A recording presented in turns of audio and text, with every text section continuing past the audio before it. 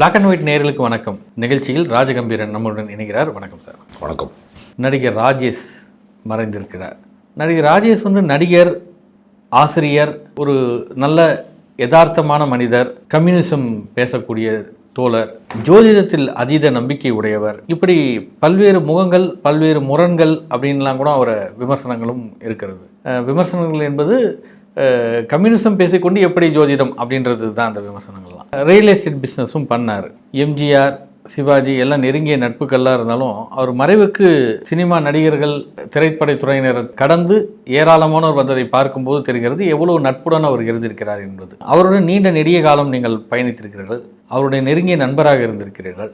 ராஜேஷுடைய இந்த மனித உறவுகளை அவர் சம்பாதித்த விதம், ஏன் அவர் கம்யூனிசமும் ஜோதிடமும் அப்படி என்று இரண்டு தளத்திலும் பயணித்தார்? திரைப்பட இயக்குனர் மகேந்திரனுடைய அக்கா மகன் தான் அவர், நெருங்கிய உறவினர் அவர். ஆனால் அவருடைய தயவால் ஒரு சினிமாவுக்குள்ள வரல. இவர் ஒரு கலை ஆர்வத்தில் இருந்தார். ஒரு மன்னார்குடியில் பிறந்தவர். டைரக்டர் மகேந்திரன் என்று போற்றக்கூடிய நபருடைய சொந்த அக்கா மகன். ஆமாம். அப்படிப்பட்ட நெருங்கிய உறவாக இருந்த போதும் கூட அவர் யாருடைய தனிப்பட்ட உறவிலையும் தயவிலையும் சினிமாவுக்கு சேரவில்லை. அவர் இங்கே சென்னையில் ஒரு ஆசிரியராக திருவல்லிக்கேணியில் பணிபுரிகிறார். புரசேவாக்கத்தில் சில காலமும், அப்புறம் ஒரு ஆசிரியராக இங்கே பணிபுரிகிறார். அந்த பணியில் இருந்து கொண்டே சினிமாவுக்கு முயற்சிகிறார்.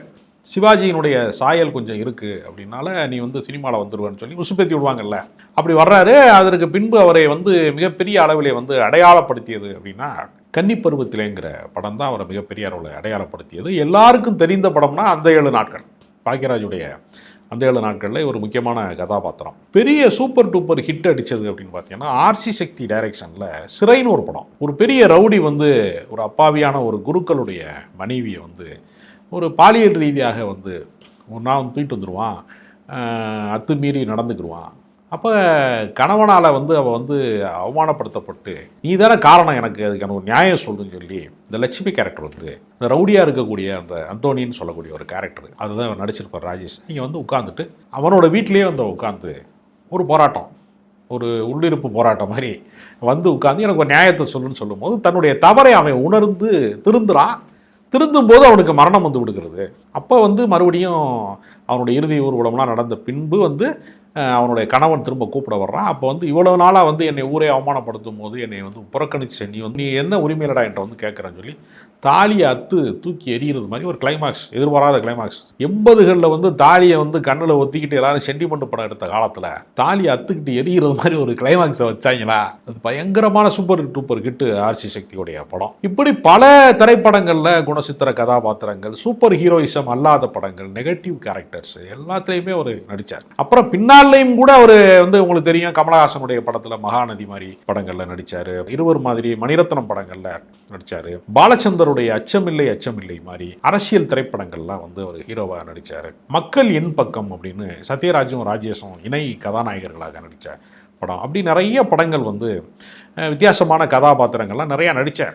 அவர் வாழ்க்கை எப்படிப்பட்டதுன்னா ஒரே சீரான வளர்ச்சிக்குள்ளே அவர் வரல. இப்போ நான் சொன்னதெல்லாம் அவருடைய வெற்றிகரமான பக்கங்கள். சினிமாவில் உச்சத்துக்கு போயிட்டு திடீர்னு புறக்கணிக்கப்படுகிற நிலை வருகிற போது ஒரு சினிமா நடிகனை என்ன பண்ணுவாங்கன்னா, இப்போ சில்வர் ஜூப்ளி ஹீரோவாக தொடர்ந்து ஹிட் படங்களாக கொடுத்துட்டு இருந்த மோகனுக்கு திடீர்னு ஒரு பட வாய்ப்பு இல்லாமல் போகிற காலகட்டங்களில் அவர் வெளியிலேயே நடமாட முடியாத ஒரு காலம் வருது. அப்போ என்ன செய்கிறாங்கன்னா பல வதந்திகளை பரப்பி விடுறாங்க. மோகனுக்கு எய்ட்ஸ்னு பரப்பி விட்டாங்க, மோகன் இறந்து போயிட்டாருன்ட்டாங்க. ஒரு மனிதன் அறியப்படாதவனாக அல்லது வெளியில் புகழ்மிக்கவனாக இருந்துட்டு திடீர்னு ஆளை காணாமனா ஆளை இவங்களே கொண்டுறாங்க, வதந்தி மூலமாகவே அடிக்கடி கொண்டுறாங்க. இப்போ ஃபேஸ்புக்லாம் பின்னாடி, சோசியல் மீடியாலாம் வந்த பின்னாடி பிரபலங்கள் ஒரிஜினலா சாகறதுக்கு முன்னாடி ஒரு 5-6 வாட்டி செத்துறாங்க எல்லாருமே. அது மாதிரி நடிகர்கள் உச்சத்துக்கு போனவர்கள், எல்லாராலையும் பாராட்டப்பட்டவர்கள் திடீர்னு பட வாய்ப்பு இல்லாமல் போகிற போது அறிவியல் பூர்வமாக இந்த தோல்வியை ஏற்றுக்கொள்ள முடியாத மனப்பதட்டம் ஏற்படும். நீங்க பிரபல பேச்சாளர்கள் என்ன செய்வான்னா கைதட்டல் சத்தம் கேட்டு பழகிடுவான். அது ஒரு போதை மாதிரி அவனுக்கு ஆயிரும். அது மாதிரி என்ன பண்ணுவானா, கைதட்டல் சத்தம் கேட்டவன் இந்த சொல்லுவாங்க தெரியுமா, ஆடுன காலும் பாடுன வாங்கி நிக்காதுன்னு. அதுக்கு என்ன காரணம்னா அந்த புத்தி அவனுக்கு ஆட்டோமேட்டிக்கா கைதட்டல் சத்தம் கேட்டாதான் அவனுக்கு சரியா வரும். இது இல்லாமல் போகிற தன்னை புறக்கணிக்கிறார்கள் அல்லது காலத்தால கைவிடப்படுகிறோம் வரும்போது, ஏன்னா சினிமால காம்படிஷன் அதிகம். ரஜினிகாந்த் மாதிரி ஹீரோக்கள், சத்யராஜ், விஜயகாந்த் இவ்வளவு பேரோட ராஜேஷ் நீந்த முடியல. ஒரு குணசித்திர கதாபாத்திரமாக தான் வாழ முடியுது தவிர முன்னணி கதாநாயகனா மாற முடியல. அப்ப சினிமா வாய்ப்பு பின்னடைவுக்கு வருகிற போது அவருக்கு சில பேர் சோதிடர்கள்லாம் அமானுஷ்யம், ஏது நடக்குது தெரியுமா அப்படின்னு சொல்ற இடத்துல ஆறுதல் கிடைக்கிறது. ஆனா எவ்வளவுதான் அறிவுபூர்வமாக மார்க்சியம் படித்தாலும் பெரியாரை படித்தாலும் வாழ்க்கையில தோற்று போறப்ப பெரியாருடைய கருத்துக்களையோ மார்க்சியத்தின் கருத்துக்களையோ மட்டுமே வைத்துக் கொண்டு வாழ்வது என்பது இது மாதிரி நட்சத்திர வாழ்க்கை வாழ்ந்தவர்களுக்கு பொருந்தாது. அப்ப அவங்க அமானுஷ்யத்தின் பின்னால் போவாங்க. அப்படித்தான் அவருக்கு சோதிட நம்பிக்கைகளோ வேற விதி கோட்பாடுகளோ வேறு சில கருத்துக்களோ அவருக்கு இருக்கிறது. ஆனாலும் அவர் ஒரு அறிவுபூர்வமானவர், பிற்போக்கு சிந்தனை உள்ளவர் நம்ம சொல்ல முடியாது. எல்லா மாறுபட்ட கருத்துக்களையும் அவர் படித்து வைத்திருக்கிறார். எல்லாமே தெரியும். இப்ப நீங்க கடந்த காலத்துல ஒரு உதாரணம் சொன்னா, வலம்புரி ஜான் ஒரே நேரத்துல உலக இலக்கியம் பேசுவாரு, ஜோசியம் சொல்லுவார். இந்த கல் அணிஞ்சா உடம்புக்கு நல்லதுன்னு சொல்றாங்கல்ல, அதையும் சேர்த்து சொல்லுவார் அவரு. அப்ப என்னன்னா மெத்த படிச்ச மேதாவி மாதிரி எல்லாத்தையும் தெரிஞ்சு வச்சிரும் போது அவங்க ஒரு கருத்துக்கு விசுவாசியா இருக்கிறதுன்னு ஒண்ணு இருக்குல்ல. இப்ப கம்யூனிஸ்டம் படிச்சா வாழ்நாள் புறம் கம்யூனிஸ்டா தான் வாழணும், பெரியாரியம் படிச்சா வாழ்நாள் புறம் பெரியாரிஸ்டா வாழணும் அப்படிங்கிறது நம்பகத்தன்மைக்குரியது. ஆனா இவங்க எப்படின்னா பல வகையான ரசனைகளுக்கு தங்களை பழக்கப்படுத்தி கொண்டவர்கள். ஒரு நாடோடி மாதிரி இவங்கெல்லாம், ஒரு அறிவுலகத்தின் நாடோடி மாதிரி எல்லா விஷயங்களையும் கற்றுக்கொண்டு அதுல தன்னை மேதமையாக கருதி கொண்டு எல்லாமே பேசுவாங்க. ஜோசியத்தை பத்தி பேச சொன்னா மணிக்கணக்கா பேசுவாங்க. அப்படியே கார்ல் மார்க்ஸ் வாழ்க்கை வரலாறு பேச சொன்னாலும் பேசுறது, லெனினை பத்தி பேசுறது, பெரியாரை பத்தி பேசுறது, சமகால விஷயங்கள் பேசுறது, நிறைய புத்தகங்கள் வேற எழுதியிருக்கிறாரு. அவர் நான் கண்ட சீனான்னு ஒரு புத்தகம் எழுதியிருக்கிறாரு. சீனாவுக்கு போன பயண அனுபவங்களை எல்லாம் ஒரு புத்தகம் எழுதியிருக்கிறாரு. அதை மேற்கோள் காட்டி நான் கூட ஒரு முறை சொன்னேன். அதாவது பொது உடைமை தத்துவம் பொய்த்து போய்விட்டது, கம்யூனிசம் காலாவதி ஆகிவிட்டது அப்படின்னு பல பேர் சொல்றாங்கல்ல. கம்யூனிஸ்ட் கட்சி வேணா பின்னடைவை சந்திக்கலாம், தேர்தல் வெற்றி பெறாம போகலாம். அந்த கருத்து ஒரு நாளும் தோற்காது. ஒரு கடைசி ஏழை ஒருவன் இருக்கிற வரைக்கும், பாதிக்கப்பட்டவன் ஒருவன் இருக்கிற வரைக்கும் அதற்கு எதிர்குரல் வந்தா நீ கம்யூனிஸ்டா ஒருத்தன் கேட்டுருவான். ஏன் கம்யூனிசம் தோற்காது அப்படிங்கிறதுக்கு அந்த நான்கண்ட சீனாவில் ஒரு அத்தியாயத்தை நான் படிக்கும் போது உணர்ந்தேன். என்ன அப்படின்னா, அவர் ஒரு பெரிய நட்சத்திர விடுதியில போய் ராஜேஷ் தங்குறாரு. அது நம்ம ஊர் இந்த பெரிய ஹோட்டல்லாம் இருக்குல்ல, ஐடிசி மாதிரி எல்லாம் சொல்றாங்க, அந்த மாதிரி ஒரு ஹோட்டல் தங்குறாரு. இங்க ஒரு 25,000 ரூபாய் பணம் கட்டினா தான் தங்க முடியுங்கிற மாதிரி இருக்கிற ஒரு ஹோட்டல் அங்கே போய் தங்குறாரு. நம்ம ஊர் இந்தியாவினுடைய ரூபாய் மதிப்புக்கு ஒரு 2,000 ரூபா தான் வருது. என்னையா இவ்வளவு கம்மியா காசு வருது, எப்படியா வருது உங்களுக்கு, எப்படியா கட்ட முடியாது அப்படின்னு கேட்கிறாரு. அதுக்கு அங்கே இருக்கிறவன் சொல்றான், சீனாவிலே இருக்கக்கூடிய நிலத்திலே எந்த நிலமும் தனியாருக்கு சொந்தம் இல்லை, எல்லாமே அரசாங்கத்தின் நிலம். நம்ம ஊர் பாஷையில சொன்னா எல்லாமே புறம்போக்கு, அரசு நிலம் எல்லாமே. ஒரு வீடு கட்டி கொள்ள வேண்டும், ஒரு தொழிற்சாலை கட்டி கொள்ள வேண்டும், ஒரு ஹோட்டல் கட்டிக்கிறோம்னா, ஒரு இடம் வேணும்னா அரசாங்கத்திடம் அவர் மனு போட்டு 99 வருஷம் அக்ரிமெண்ட்டுக்கு தான் போட முடியும். அப்ப நிலம் தான் உலகத்துல ரொம்ப மதிப்பு மிக்கது. பெரிய வசதியானவன், பெரிய சினிமா ஸ்டாரா இருக்கிறவன் அல்லது இன்ஜினியரா இருக்கிறவன் சம்பாரிச்சு என்ன பண்ணுவான், அண்ணா நகர் ஒரு வீடு வாங்கணும்னு நினைப்பான். கட்டுமான செலவு 1 கோடி ரூபா தான் வரும். ஒரு கிரவுண்ட் 15 கோடியுமா 10 கோடியுமா. நிலம் தான் மதிப்பு மிக்கதா. அந்த நிலம் அரசாங்கம் இலவசமாவே கொடுக்குது. அதனால எங்களுக்கு இந்த ஸ்டார் ஹோட்டல் என்பது கட்டுமான செலவு தான், எங்களுக்கு 2,000 ரூபாய் லாபம்னு சொன்னாங்க. அப்ப பொது உடைமை சமுதாயம் வளர்ந்தால் ஒரு மனிதன் தன் வாழ்நாள் முழுக்க சேமிச்ச காசை வச்சு ஒரு வீடு கட்டுறாங்க, கடைசி கனவு. அதுல வாழாம செத்து போறான் பாதி பேர். அதனால பொது உடைமை சமுதாயம் வளர வேண்டும், உருவாக வேண்டும் என்பதற்கு நான் கண்ட சீனாவில் இந்த அத்தியாயம் மிகப்பெரிய முக்கியமான பகுதியாக இருக்கு நான் சொன்னேன். இந்த கருத்தை நான் ஒரு மேற்கோள் காட்டி பேசினதை அவருக்கு யாரோ சொல்லிட்டாங்க. அவர் என்னைய கடந்த 10 நாளைக்கு முன்னாடி போன் போட்டார். எனக்கு போன் போட்டு ரொம்ப பிரமாதமா பேசுறீங்க, வீட்டுக்கு வாங்கன்னு கூப்பிட்டாரு. வீட்டுக்கு போகலான்னா அவர் இறந்து போய்விட்டார், அவர் உயிரற்ற உடலைத்தான் பார்க்க முடியுதுங்கிற மாதிரி இருக்கிறது. ஒரே போக்குல இல்லாம, மனப்போக்குல இல்லாம மாறுபட்ட கருத்துக்களை உள்வாங்குகிற ஒருவராக இருந்தார். ஆனால் ரொம்ப மனிதாபிமானம் உள்ளவர். அவர் வீட்டில் வேலை செய்யறவங்களுக்கு ஒரு உடல் நலம் சரியில்லாமல் போற போது ஒரு அதிகபட்சமான அறுவை சிகிச்சைக்கான பணத்தை எந்த விதமான நிபந்தனையும் இல்லாம, சம்பளத்தில் கழிச்சுக்கிறேன் எல்லாம் சொல்லாம வீட்டு வேலை செய்யறவங்களுக்கு கொடுத்தாரு. முன்னாடி தான் கொடுத்தாரு. அந்த மாதிரி நிறைய உதவி செய்வாரு. பல பேருக்கு வழிகாட்டி இருக்கிறாரு. ரொம்பவும் டிசிப்ளினா இப்படிதான் வாழ வேண்டும் என்கிற நெறியோடு இருப்பாரு. எந்த தீய பழக்கங்களும் கிடையாது. சினிமாக்காரர்களுக்கே உரிய அந்த பார்ட்டி கல்ச்சர் எதுவுமே அவர்கிட்ட கிடையாது. இந்த குடிப்பழக்கம் கிடையாது. ரொம்ப ஒரு நேர்மையான மனிதராக அவருக்கு கிடைத்த வாழ்க்கை பெரிய வெற்றிகள் பெறலைனாலும் அவர் வசதியாக தான் இருந்தார். ரியல் எஸ்டேட்லாம் ஒரு பெரிய கோடிக்கணக்கான ரூபாய் சம்பாதிக்கக்கூடிய இடத்துலையும் அவர் இருந்தார்.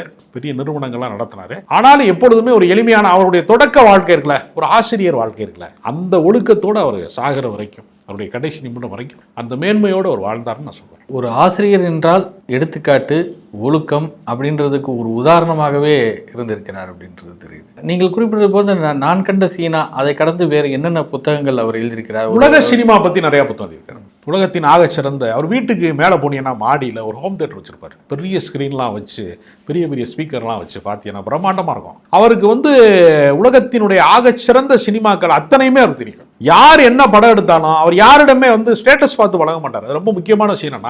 அவருக்கு கமலஹாசனும் ஒண்ணுதான், நானும் ஒண்ணுதான். ஸ்டேட்டஸ் பார்க்க மாட்டார். இவன் வெற்றி பெற்றவன், சமுதாயத்தில் மிக பிரபலமானவன், முக்கியமான அப்படிலாம் பார்க்கவே மாட்டார் யாரையும். நீங்க தெருவில் போற ஒருத்தன் வாழைப்பழம் வைக்கிறவனா இருந்தாலும் அவனுக்கு ஒரு கருத்து சொல்லுவாரு, இது நீ சரியா செய்யற இந்த விஷயத்த, உங்ககிட்ட ஒரு நேர்மை இருக்குன்னு சொல்லுவாரு. எல்லாரிடமும் சமமா பழகுவார். அதாவது அந்த ஏற்றத்தாழ்வு வந்து அவர் பார்க்கவே மாட்டார். அதனாலதான் நான் சொன்னேன், அவர் திரை நட்சத்திரமாக இருந்தாலும் பிரபலமாக இருந்தாலும் அவர் ஒரு எளிய மனிதனாக ஒரு வாழ்க்கையை தொடங்கின அந்த மனநிலையிலிருந்து அவர் மாறவே இல்லை. ஊர்ல இருந்து புறப்பட்டு வரும்போது, அதாவது இசைஞானி இளையராஜா சொல்றான், முதல் படம் வந்து அவர்கிட்ட பண்ண வரும்போது, நீங்க மியூசிக் பண்ணாதான் என் படம் ஓடும் சொல்லி கைகட்டி வந்து நிற்பாங்க இல்லையா. அந்த படம் ஜெயிச்சுட்டு 2வது படம் வரும்போது அரட்டவுசர்லாம் போட்டு ஸ்டைலா வந்து ஆங்கிலம்லாம் பேசிக்கிட்டு கூலிங் கிளாஸ்லாம் போட்டு திரும்ப வருவாங்க.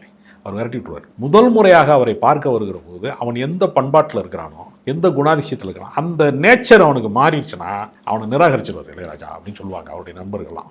அந்த நேச்சர் மாறாத ஒரு மனிதர். அது என்ன ஆச்சரியம்னா, நீங்க பாத்தீங்கன்னா அவருடைய இறப்புக்கு வராதவர்களே இல்லை, எல்லாருமே வந்தாங்க. இசைஞானி இளையராஜாலாம் எங்கேயும் போகவே மாட்டார். அவர் வந்தார், கவி பேரரசு வைரமுத்து வந்தார், எல்லாருமே வந்தாங்க. எல்லாரோடையும் நட்பு பாராட்டி இருக்கிறார், எல்லாரோடையும் அன்பு பாராட்டி இருக்கிறார். யாரிடத்திலும் பாகுபாடு பார்க்காத ஒரு மனிதநேயம் மிக்கவராக அவர் இருந்திருக்கார். இல்லை, இப்போ திரைத்துறையில் இப்படி இருந்த நபர் ஒரு அரசியல் கட்சி பிரமுகருடன் இல்லை அரசியல் கட்சி தலைவர்களுடன் ஒரு தொடர்பில் இருக்கிறாங்கன்னா, எங்கேயோ ஒரு பக்கம் அவர் ஒரு அரசியலை மையப்படுத்தக்கூடிய ஒரு சூழலுக்கு கொண்டு வந்து விட்டுருவாங்க. அவர் உண்மையிலேயே அரசியல் சம்பந்தப்படாவிட்டாலும். ஆனால் இவ்வளவு அரசியல் கட்சி தலைவர்களுடன் ஒரு தொடர்பில் இருக்கக்கூடிய நபர் எப்படி அரசியலுக்குள் சிக்காமல் அதற்கு அப்பாற்பட்ட ஒரு பிம்பமாகவே அவர் பார்க்க? அதற்கு என்ன காரணம்னா அவருடைய சுதந்திர உணர்ச்சி தான் காரணம். அவர் கமலஹாசன் நெருங்கிய நண்பர், எல்லாருமே அவருக்கு ரொம்ப நெருங்கியர். அவர் எம்ஜிஆர் வந்து அவருடைய வாழ்க்கைக்கு ஒரு பெரிய வழிகாட்டியாக இருந்தவர்.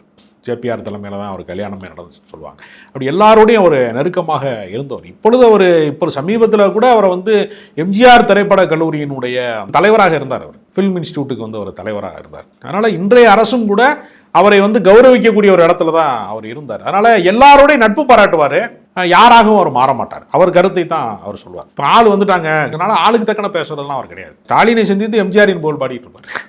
எது மனசுல என்ன படுதோ அதை வந்து சொல்லுவார். ஒளிவு மறைவு அவருக்கு வந்து எதுவுமே இருந்ததாக நமக்கு தெரியல. சமீப காலங்களில் அவர் சோஷியல் மீடியாவிலையும் ரொம்ப ஆக்டிவாக இருந்துகிட்டு இருந்தார். நிறைய பேட்டிகள்லாம் கூட, நேர்காணல்கள்லாம் அவர் எடுத்துக்கிட்டு இருந்தார். அதில் நம்ம முன்னாடியே பேசின மாதிரி அது ஜோதிடம் சம்பந்தமாகவும் இருந்தது. நம்முடைய மண் சார்ந்த மருத்துவம், சித்த மருத்துவம் குறித்தும் நிறைய பேட்டிகள்லாம் இருந்தது. ராஜேஷோட இறப்புக்கு ஒரு பெரிய காரணமாக சொல்லப்படுவது என்னன்னா, காலையில் அவர் உடல்நிலை சற்று மூச்சு விடுவது சிரமம் இருந்தது. ஒரு சித்த மருத்துவரிடம் அவர் பேசி கொண்டிருந்தார். 2 மணி நேரம் அதில் தாமதமானது. அதன் பின்னர் தான் மருத்துவமனைக்கு சென்றது தான் அவருடைய உயிரிழப்புக்கு காரணம் அப்படின்றலாம் சொல்றாங்க. இந்த சித்த மருத்துவம், அதன் மீதான நம்பிக்கை, அதுதான் ராஜேஷோடைய உயிரிழப்புக்கு காரணம் அப்படின்றது உண்மையா? இதோடு நிறுத்தி கொள்ளல. நான் முத்துக்குமாருக்கே சித்த மருத்துவம் பார்க்க போனதுனால தான் அவர் இடையில வந்து ஆங்கில மருத்துவத்தை கைவிட்டு சித்த மருத்துவத்துக்கு போனதுனால தான் அவருக்கு உயிரிழப்பு நேர்ந்தது. அந்த கல்லீரல் பாதிப்பு என்பது உச்சகட்ட பாதிப்புக்கு போனதற்கு பின்பு மீட்க முடியாத இடத்துக்கு போய் ஹார்ட் அட்டாக் ஆகி அவர் இறந்து போயிட்டாரு, ஆம்புலன்ஸ் லேட்டாக வந்துச்சு அப்படின்னு கவிஞர் நா முத்துக்குமாருக்கும் சேர்த்து இந்த சித்த மருத்துவத்தினுடைய நம்பிக்கை தான் காரணம் அப்படின்னு ஒரு கருத்தை வந்து சேர்த்து சொல்றாங்க. அதில் உண்மை என்னன்னா, சித்த மருத்துவம் என்பது நமக்கு எதிர்ப்பு சக்தியை உருவாக்க முடியும், ஒரு நோயினுடைய தாக்கத்தில் இருந்து நம்மளை விடுவிப்பதற்கான விஷயம். ஆனால் அவசர சிகிச்சைக்கு ஒருத்தன் ஆக்சிடென்ட்ல மாட்டிக்கிட்டான், ஹார்ட் அட்டாக் அப்படின்னா ஆங்கில மருத்துவம் தான் உடனடி பலன் அளிக்கும். அதனால எந்த மருத்துவத்தை எந்த இடத்தில் பயன்படுத்துவது அப்படின்னு ஒரு லிமிடேஷன் இருக்கிறது. இப்போ சீரண சக்தி இல்லாதவனுக்கு போய் நம்ம வந்து நீ வந்து அசைவம் சாப்பிடு அப்படின்னு சொன்னோம்னா அவனுக்கு சீரண சக்தி இல்லைன்னா என்ன செய்ய முடியும்? அப்போ அவனுக்கு வந்து எளிய உணவு தான் கொடுக்கணும் அப்படிங்கிறது இருக்குல்ல. நோயாளிகளுக்கு ஏன் இட்லி கொடுக்குறாங்க, மட்டன் பிரியாணி வாங்கி கொடுக்க வேண்டியது நோயாளிக்கு, காய்ச்ச கிடக்கிறவனுக்கு கேட்கக்கூடாது இல்லையா? அதனால சித்த மருத்துவம் வந்து அந்த நம்பிக்கை தான் அதற்கு காரணம்னு சொல்ல முடியாது. கொஞ்சம் அவரே இரவு நேரத்தில் வந்து ஒரு மூச்சு திணறல் மாதிரி இருந்தபோது ஒரு சின்ன மாத்திரை போட்டால் சரியாயிரும், காலையில் பார்த்துக்கலான்னு மகனை வந்து வாங்க ஆஸ்பத்திரிக்கு போவோன்னு இரவு அழைத்த போது கூட அவர் மறுத்திருக்கிறார். சரியாயிரும் நம்பி இருக்கிறாரு. மரணம் வரும்னு யாருக்கு தெரியும்? ஆனால் யாருக்குமே தெரியாது. அதனால அவர் கொஞ்சம் அலட்சியமாக இருந்துட்டாங்கிறதான் உண்மையான காரணமே தவிர சித்த மருத்துவத்தின் மீது பழி போடுவது இந்த நேரத்தில் சரியானதல்ல. அவர் உரிய நேரத்துக்கு போயிருந்தால் பிழைத்திருப்பாருன்னு எல்லாருக்குமே சொல்றதுதான். ஆனால் வந்து நம்ம ஒன்று முடிந்ததற்கு பின்பு அதை பற்றி விவாதிப்பது என்பது அர்த்தமற்றது. அதனால இயற்கையில் ஒரு நாள் மனிதன் கலந்துதான் தீர வேண்டும். மரணத்தை எவ்வளவு பெரிய உயரத்தில் இருந்தாலும் சிகரத்தில் இருந்தாலும் அடைந்துதான் ஒரு மனிதனுடைய வாழ்க்கை முடிவுக்கு வர வேண்டும். அதனால் இதை விமர்சிப்பது என்பது பயனற்றது. நன்றி.